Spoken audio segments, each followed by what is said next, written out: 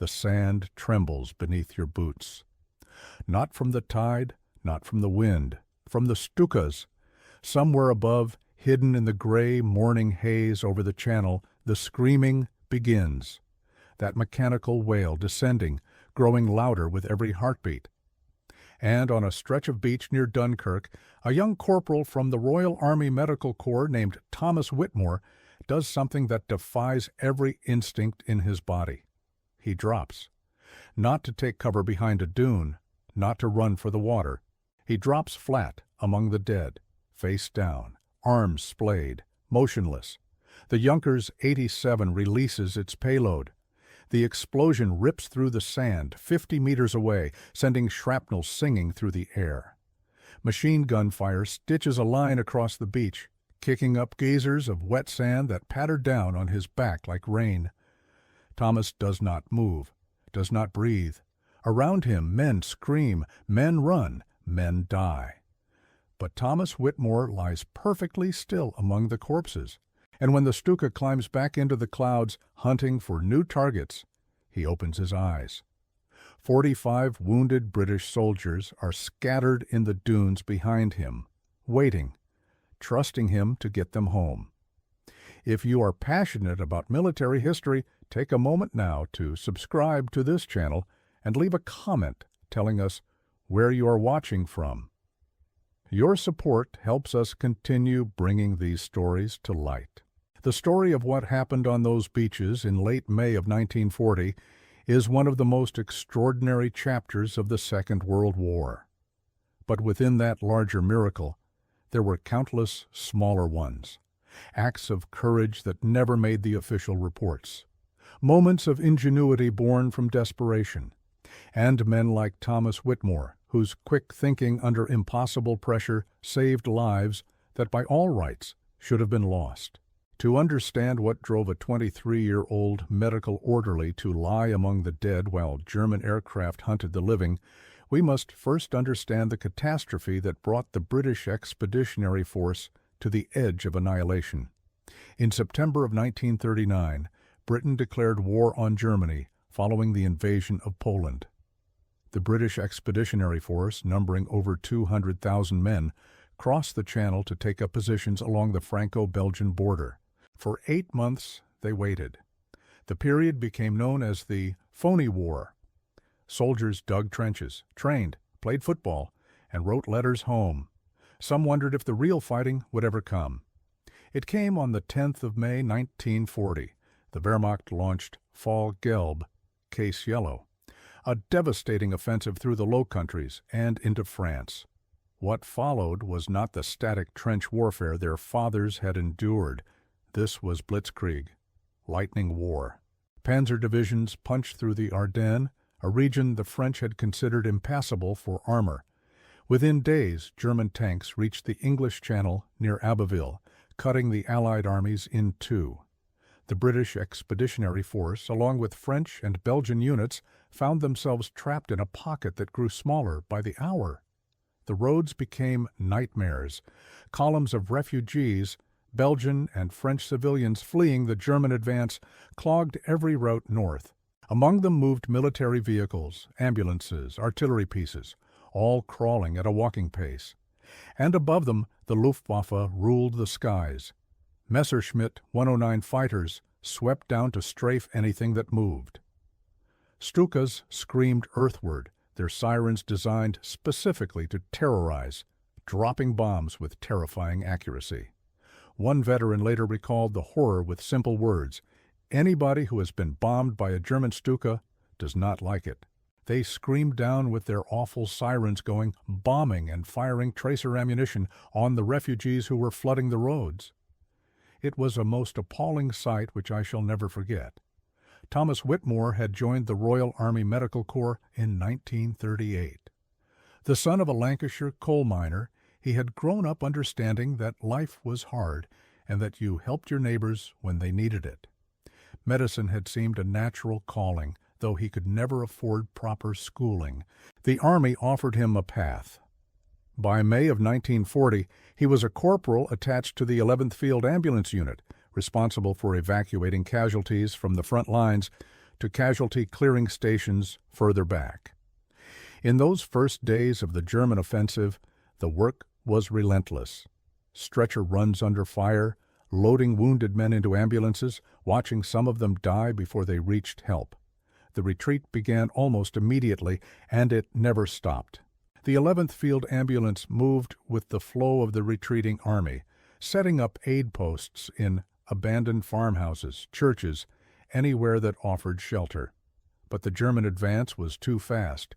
Aid posts, established in the morning, had to be abandoned by afternoon. Equipment was left behind. Medical supplies ran short. Thomas learned to improvise. Tourniquets from rifle slings, bandages from torn shirts, splints from fence posts. He learned something else, too. He learned that staying alive sometimes meant staying invisible. During one retreat near Arras, Thomas and 2 other stretcher-bearers found themselves caught in the open when a pair of Messerschmitts came hunting. The other 2 ran for a hedgerow. The aircraft cut them down before they reached it. Thomas, acting on pure instinct, had dropped flat in a muddy furrow. He pressed his face into the cold earth. He did not move. The fighters made 2 passes, their guns chewing up the road, the hedgerow, everything that looked like a target. Then they were gone. Thomas lay there for another 5 minutes, his heart pounding so hard he was sure it would give him away. When he finally rose, covered in mud, he saw the bodies of his friends, and he understood something that would shape everything that followed. Movement attracted death. Stillness offered a chance. By the 25th of May, the situation had become critical. Lord Gort, commander of the British Expeditionary Force, received orders that would have seemed unthinkable just weeks earlier. Evacuate. Get as many men out as possible through the port of Dunkirk. The operation was given a code name, Dynamo. Initial estimates were grim. Military planners hoped to rescue perhaps 45,000 men before the Germans closed the trap completely. No one expected what would actually happen. Dunkirk itself had already been heavily bombed.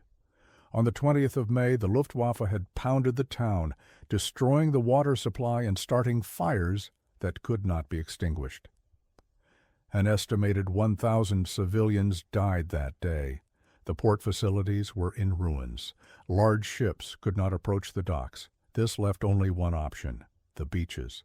For miles along the coast east of Dunkirk, the sand stretched out in gentle slopes. At low tide, men would have to wade hundreds of meters to reach rescue boats. At high tide, those same boats could come closer, but the beach itself offered no cover from air attack. It was a killing ground, and it was the only way home. Thomas Whitmore arrived at the perimeter on the 27th of May with what remained of his unit. The 11th Field Ambulance had lost half its personnel and most of its vehicles during the retreat. What they still had were their skills, their determination, and a collection of wounded men who could not walk to the beaches on their own. The scene that greeted them was unlike anything Thomas had ever witnessed. Thousands upon thousands of soldiers stretched across the dunes, forming queues that snaked toward the water. Some units maintained perfect discipline, their officers keeping order with the calm authority of men who had accepted whatever fate awaited them. Other groups had dissolved into mobs, every man for himself, pushing toward any boat that approached. And everywhere, the wounded. Men with shattered limbs, with burns from exploding vehicles, with shrapnel embedded in their bodies. Many had been carried for days by their comrades. Some would not survive another hour without proper medical care. None of it was available on that beach. The first Stuka attack came just after noon. Thomas was helping establish a casualty collection point in a hollow between 2 dunes when he heard the sirens. That sound. Once you heard it, you never forgot it. A scream that started high and dropped lower as the aircraft dove, designed by German engineers specifically to break the will of those below. Men scattered. Some ran for the water. Some tried to dig into the sand with their bare hands. Some simply froze. Thomas grabbed the nearest wounded soldier, a private with a bandaged head wound, and pulled him into the hollow. Then another. Then another. When the bombs fell, the ground heaved, sand fountained into the air. The concussion knocked Thomas flat, left his ears ringing, left him tasting blood from where he had bitten his tongue. When he looked up, the beach was transformed, new craters, new bodies, and the Stukas were coming around again. This time Thomas did not try to take cover. He dropped where he was, face down, arms out, perfectly still. Around him the wounded men in the hollow watched with terrified eyes. Thomas did not explain. There was no time. He simply called out in a voice barely above a whisper, "Do not move. No matter what happens, do not move." The machine gun fire swept across the beach. Bullets struck sand, struck water, struck flesh. Thomas heard a man screaming somewhere to his left. He did not turn his head. He did not flinch. He lay among the living and the dead, and he made himself indistinguishable from the latter. The Stukas climbed. The screaming faded. Silence returned, broken only by the moans of the wounded and the distant rumble of artillery. Thomas rose slowly, brushing sand from his uniform, and looked at the men in the hollow. All of them were still alive. The technique was not new. Soldiers had played dead on battlefields since the beginning of warfare, but Thomas began to develop it into something more systematic. Over the next 3 days, as the evacuation continued and the air attacks came again and again, he refined his approach. He noticed that the German pilots focused on movement. A running man drew fire. A still form was passed over. He noticed that the attacks followed patterns. The Stukas would make their bombing run first, then swing around for strafing passes. The interval between the bomb release and the machine gun fire was perhaps 30 to 40 seconds. Enough time to drop. Enough time to become invisible. He began teaching others, not formally, not with lectures, simply by example and quiet instruction during the lulls between attacks.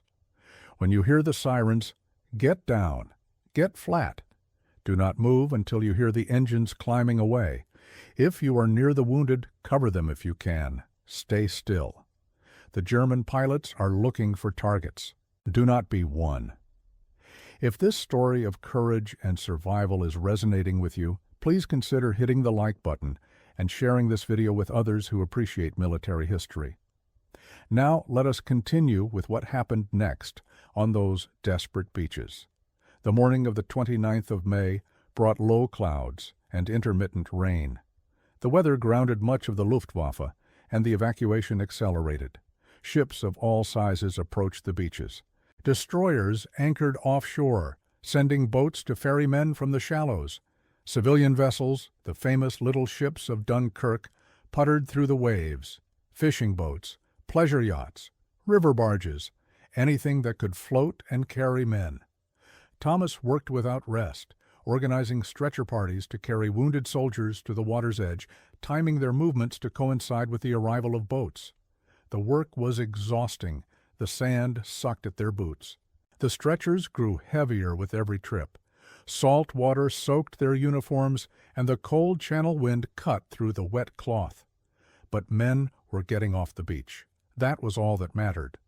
By afternoon, the clouds began to break. Thomas saw the first Messerschmitts appear over the horizon and knew what was coming.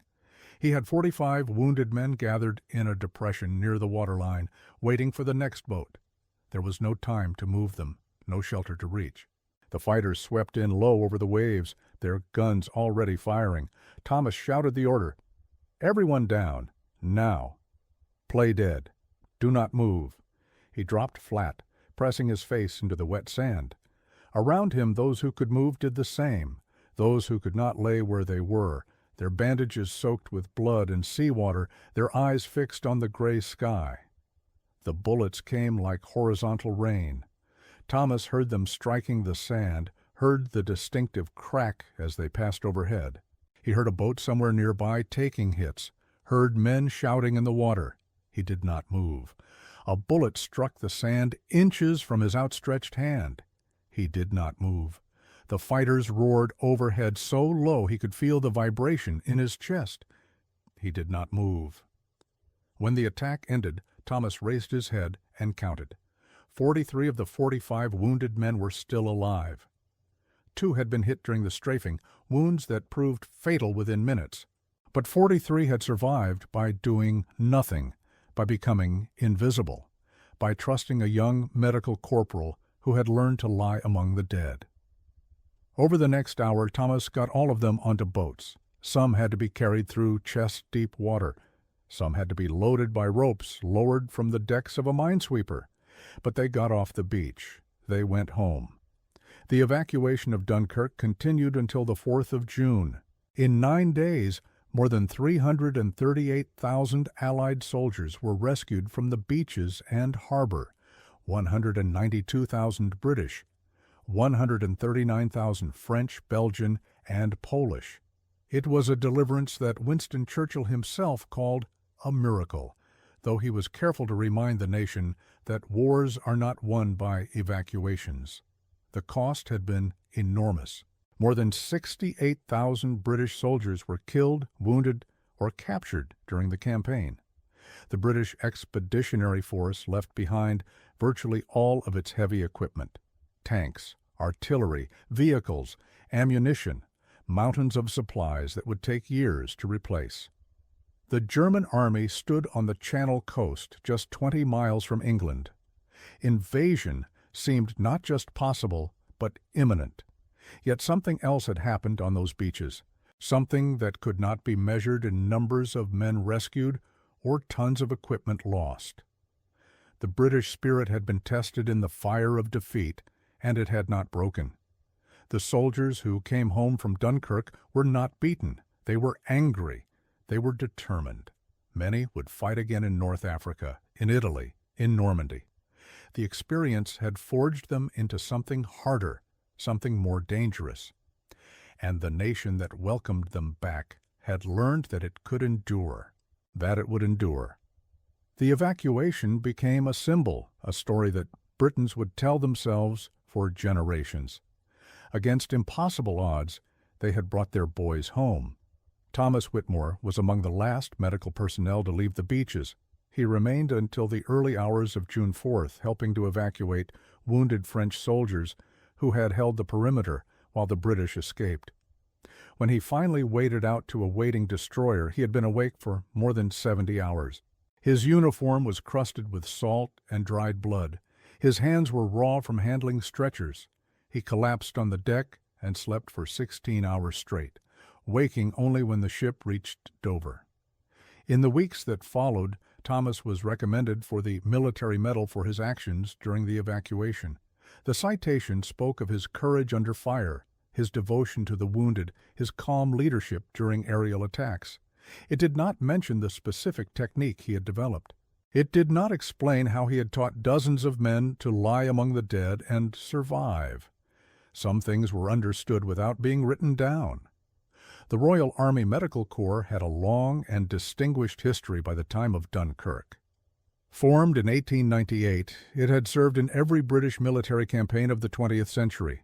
Its personnel were trained not just in medicine, but in the unique challenges of battlefield care. Triage, the allocation of limited resources, the terrible decisions about who could be saved and who could not. They were also trained in a fundamental principle that set them apart from other soldiers. Their duty was to preserve life, not to take it. Medical personnel in the British Army were non-combatants. They carried no weapons. They wore the Red Cross on their sleeves and trusted, sometimes naively, that their enemies would respect the symbol. At Dunkirk, that trust was tested repeatedly. German aircraft made little distinction between medical personnel and fighting troops. Aid posts were bombed. Ambulances were strafed. The Red Cross offered no protection against a 500-kilogram bomb, yet the Medical Corps performed extraordinary work under these conditions. Field ambulance units carried casualties from the front lines back to casualty clearing stations and then to hospital ships waiting offshore. When the situation became too chaotic for organized evacuation, individual medics and stretcher bearers improvised. They commandeered civilian vehicles. They created makeshift aid posts in cellars and ditches. They did whatever was necessary to keep wounded men alive long enough to reach proper care. Some of them died in the attempt. Stan Johnson and Enoch Powell, the first members of the 11th Field Ambulance to be lost, fell during the initial advance before the retreat even began. Others would follow. The RAMC suffered significant casualties throughout the campaign, losses that are often overlooked in accounts that focus on the fighting units. One account from those days tells of an ambulance driver who encountered a German tank on a narrow road. The driver stopped. The tank commander emerged from his turret, assessed the situation, and waved the ambulance past. Other German vehicles moved aside to let the marked vehicle through. Even in the midst of total war, small moments of humanity persisted. But these were exceptions. The general rule was that the German forces pressed their advantage relentlessly, and anyone on the roads was a target. The hospital ships that served during the evacuation faced particular dangers. These vessels, clearly marked with red crosses visible from the air, were supposed to be protected under the Geneva Convention. On the 29th of May, the hospital ship Paris evacuated 740 patients from Dunkirk. During the operation, a crew member named Steve was saved from serious injury by a mouth organ he carried in his pocket. The small metal instrument absorbed a piece of shrapnel that would otherwise have torn into his thigh. Later, the ship came under air attack. A bomb struck a lifeboat carrying Queen Alexandra nurses, throwing them into the sea. Sister Seeley suffered severe injuries to her arm, wounds so extensive that emergency dressings could barely cover them. The survivors were eventually picked up by a tugboat and returned to England. These were the conditions under which Thomas Whitmore and his fellow medics worked. Every evacuation was a gamble. Every trip to the waterline was a roll of the dice. The men who carried stretchers knew they were more visible than soldiers in foxholes, more exposed than men crouching in the dunes. They accepted this. It was the job. What Thomas discovered was a way to improve the odds, even slightly, a technique that cost nothing, required no equipment, and could be learned in seconds. Lie down, be still, become invisible to the hunters in the sky. The psychological impact of the Stuka attacks cannot be overstated. The aircraft themselves were not particularly impressive by the standards of 1940. They were slow compared to British fighters. Their bomb loads were modest. Their defensive armament was limited. But they had one feature that made them terrifying beyond all proportion to their actual destructive capacity: the Jericho trumpet. Sirens mounted on the landing gear that produced that distinctive wail during a dive. German engineers had designed the sound deliberately, psychological warfare. The screaming announced the attack before it arrived, giving those on the ground endless seconds to contemplate their fate. Some men broke under this pressure. Veterans recalled seeing soldiers run in blind panic, unable to control themselves, their training forgotten in the face of that inhuman sound. Others became paralyzed, standing exposed when they should have taken cover. The Stuka exploited the fundamental human responses to threat: fight or flight. What Thomas learned was a third option: freeze, become invisible, survive. The technique had limitations, of course. It worked against strafing attacks but offered no protection against direct bomb hits. It required a certain flatness of terrain, sand or mud, where a prone body could blend with the surroundings. It demanded extraordinary self-control, the ability to suppress every instinct to run while bullets struck the ground around you. Not everyone could do it, but for those who could, it offered a genuine survival advantage. After the war, similar techniques would be studied and incorporated into military training. The instinct to run from aerial attack was recognized as often counterproductive. Staying low, staying still, reduced your profile and your visibility. Movement attracted attention. Stillness offered concealment. The evacuation from Dunkirk transformed British national consciousness. In the immediate aftermath, there was relief. The army had escaped. Hitler had not captured 300,000 prisoners, but there was also recognition of how close the disaster had come. The British Expeditionary Force had been saved by a combination of factors: Hitler's controversial halt order, which stopped the panzer divisions short of Dunkirk for crucial days; the tenacious defense of the perimeter by British and French rearguard units; the courage of the Royal Navy and the civilian crews who sailed into a war zone to bring their countrymen home; the skill and sacrifice of Royal Air Force pilots who contested the skies over the beaches; and the discipline of the troops themselves, who waited in orderly queues while bombs fell around them. Churchill addressed the House of Commons on the 4th of June, delivering one of the most famous speeches in the English language. "We shall fight on the beaches," he declared. "We shall fight on the landing grounds. We shall fight in the fields and in the streets. We shall fight in the hills. We shall never surrender." The words captured the mood of defiant determination that would sustain Britain through the dark months ahead. The Battle of Britain would begin within weeks. The Blitz would follow. Years of war stretched before them. But Dunkirk had proven that survival was possible, that the German war machine, for all its power, could be defied, that Britain would not go quietly into the night. For Thomas Whitmore, the years after Dunkirk brought continued service with the Royal Army Medical Corps. He served in North Africa, treating casualties from the desert campaigns against Rommel's Afrika Korps. He landed in Sicily in 1943 and fought his way up the Italian peninsula. And on the 6th of June, 1944, he returned to France. D-Day, the beaches of Normandy. 4 years after Dunkirk, the British were coming back. This time, they were not retreating. They were attacking. The invasion beaches were different from Dunkirk, steeper, more exposed to defensive fire. The German resistance was organized and determined, but the lessons of Dunkirk informed everything the Medical Corps did. Casualty clearing procedures, evacuation protocols, and yes, techniques for surviving under air attack. The Luftwaffe was a shadow of what it had been in 1940, ground down by years of attrition. But it was still dangerous. And the men who had learned to lie among the dead on the beaches of Dunkirk passed their knowledge to a new generation. After the war, Thomas returned to Lancashire. He married a nurse he had met during his service in Italy. They had 3 children. He worked for 30 years at a local hospital, eventually becoming a senior administrator. He rarely spoke of the war. When his grandchildren asked about his medals, he would deflect the questions with gentle humor. He never told them about lying among the dead while German aircraft hunted the living. He never explained how 45 men had survived because a young medical corporal had figured out how to become invisible. Some things were too strange to explain. Some memories were best left in the past. Thomas Whitmore passed away in 1992 at the age of 75. His obituary mentioned his war service in general terms. It did not mention Dunkirk specifically. It did not mention the technique that had saved so many lives.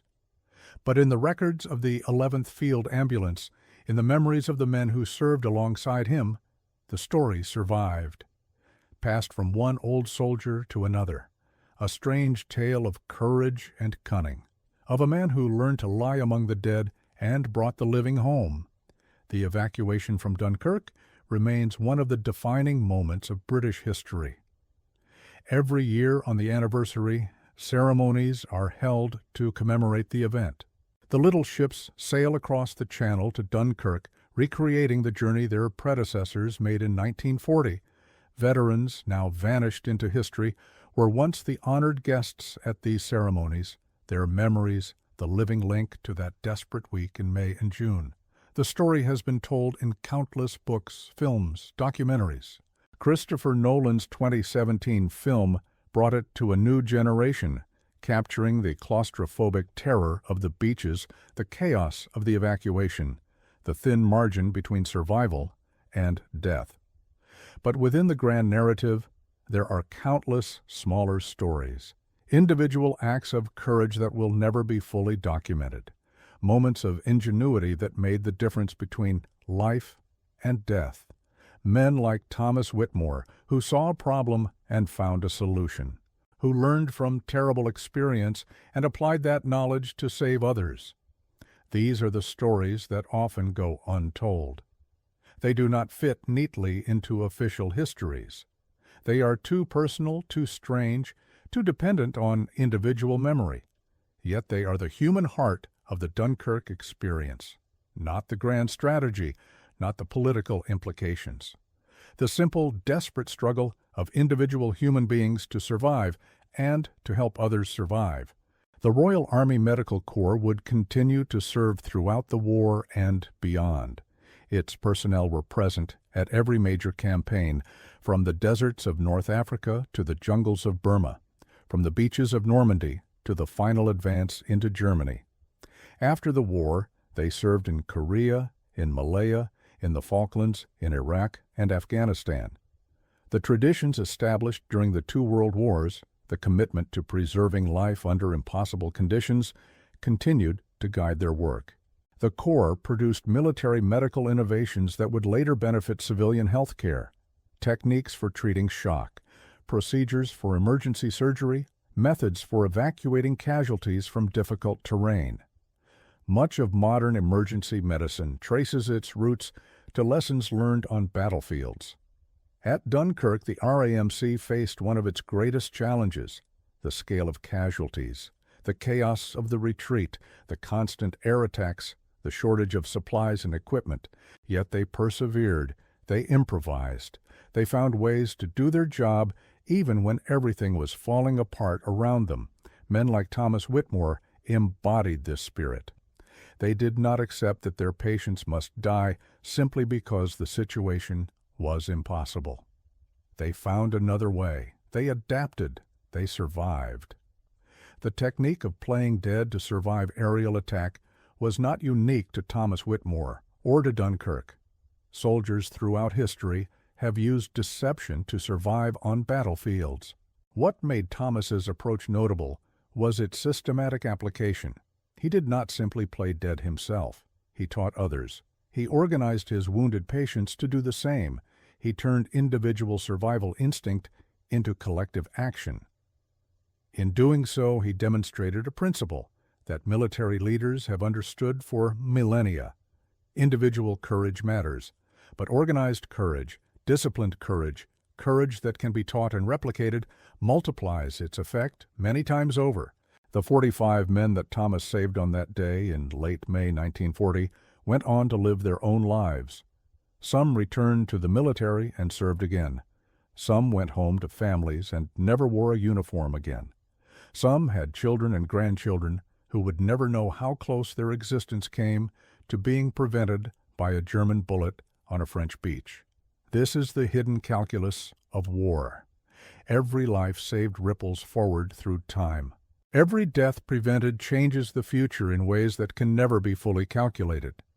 Thomas Whitmore did not know the men he saved. He did not know their names, their histories, their futures. He knew only that they were wounded, that they were vulnerable, and that he had a duty to protect them.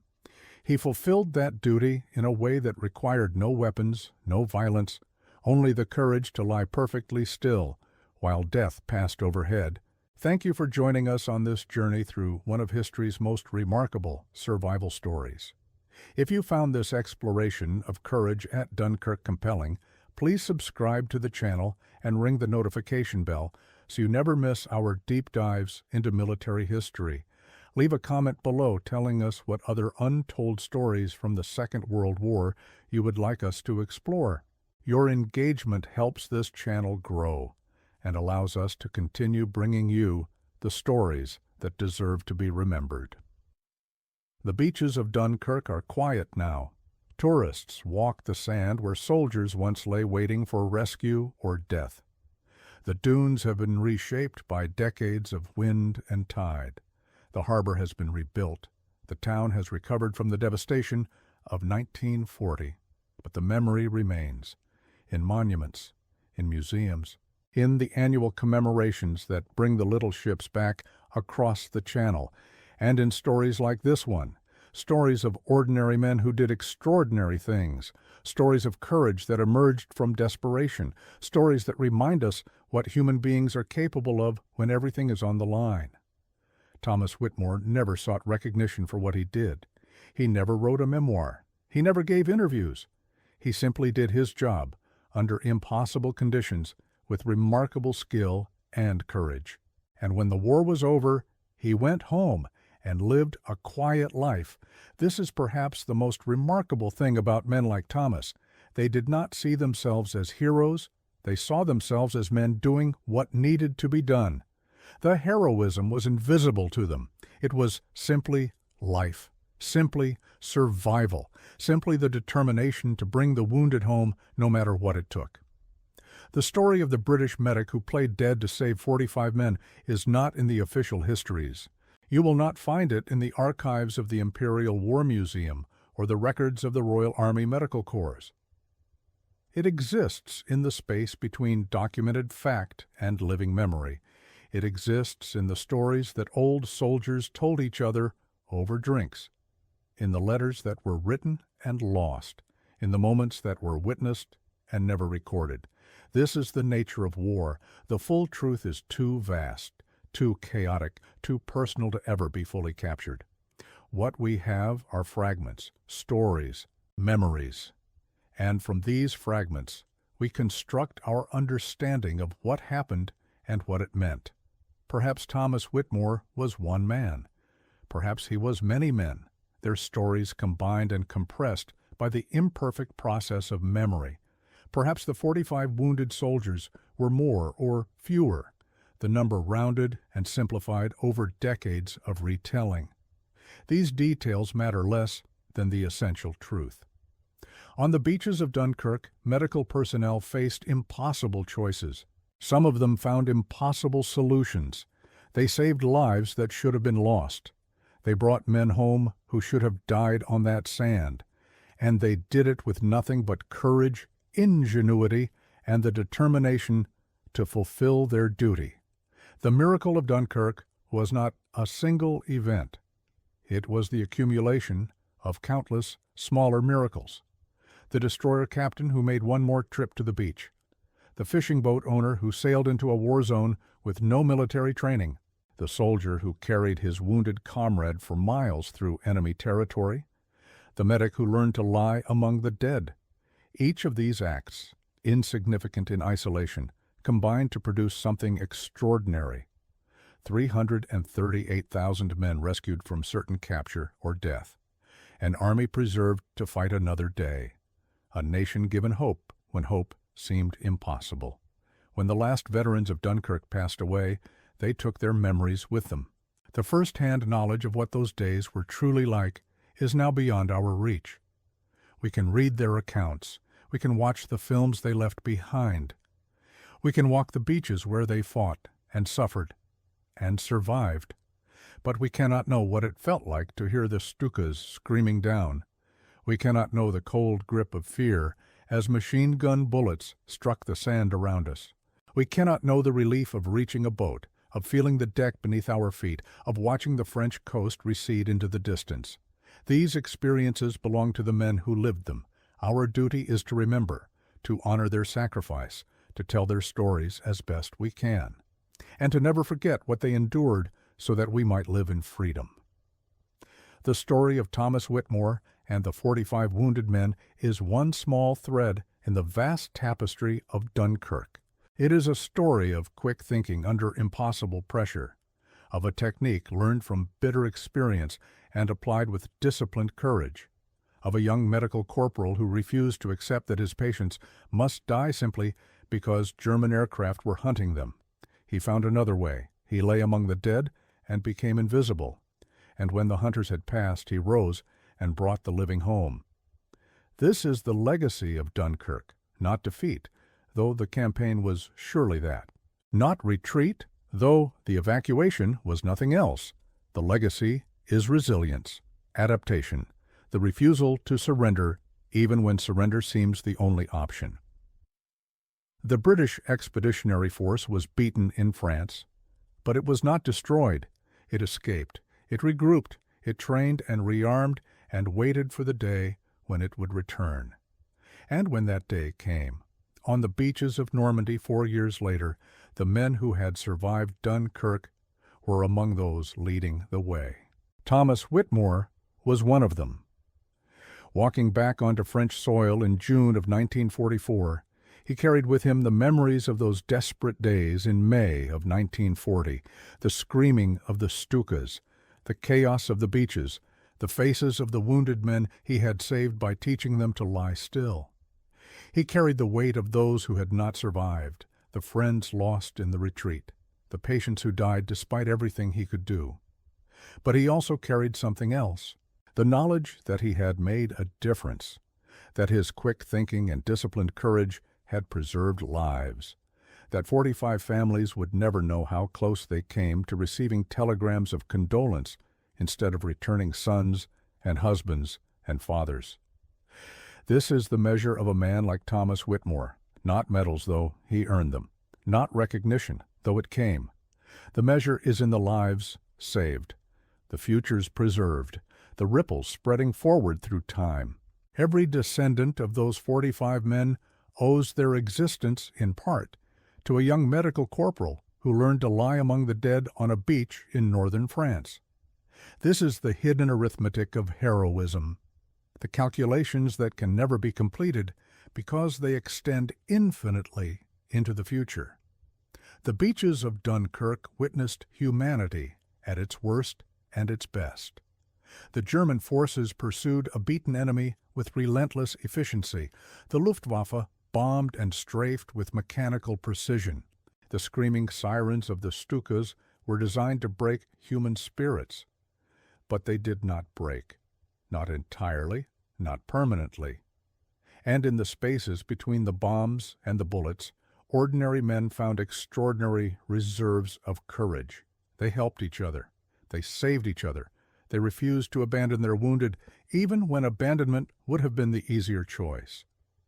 Thomas Whitmore was one of these men. His story is remarkable, but it is not unique. Dunkirk was full of such stories. Men who risked their lives for strangers, officers who gave their places on boats to enlisted men, sailors who made trip after trip into the kill zone, knowing each crossing might be their last. This is what the Dunkirk spirit truly means, not some abstract notion of British pluck. The concrete reality of human beings choosing courage over fear, duty over self-preservation, compassion over indifference. We remember Dunkirk because it matters, because the lessons it teaches are eternal, because the courage it demonstrated is always relevant, and because the men who were there, men like Thomas Whitmore, deserve to have their stories told. They deserve to be remembered. They deserve to have their example held up for future generations. This is what we owe them, not pity, not sentimentality, simply the acknowledgement that they did something extraordinary, that they faced impossible circumstances and found a way through, that they brought the living home from the shores of death. And perhaps that is the final lesson of Dunkirk, that even in the darkest moments there is always a way through.